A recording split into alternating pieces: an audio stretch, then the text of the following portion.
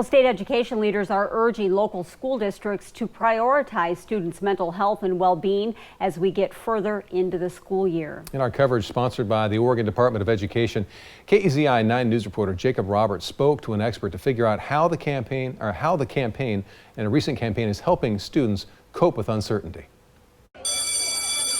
For students all across Oregon, it's back to school in a time unlike any other. We're not equipped for global pandemics. We've never been through one before. While schools have figured out how to limit the virus's spread, there's another health concern lingering in the air. Any circumstance that is unpredictable, where change is constant, is stressful for people and can tend to evoke, anxiety, worry, nervousness, agitation. That's Dr. B. Grace Bullock. She's the senior mental health strategist for the Oregon Department of Education.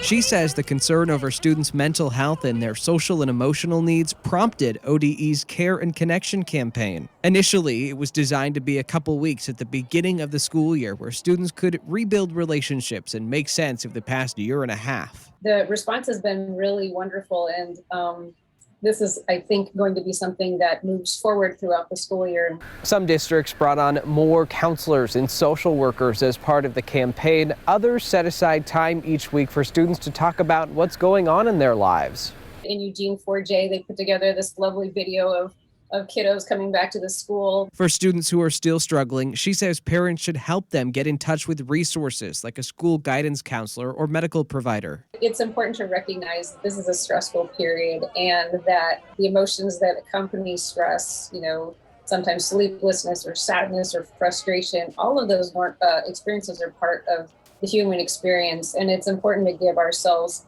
time and space and grace to accept the fact that stress shows up in different ways. More resources can be found online at oregon.gov/readyschools. In Eugene, Jacob Roberts, KEZI 9 News.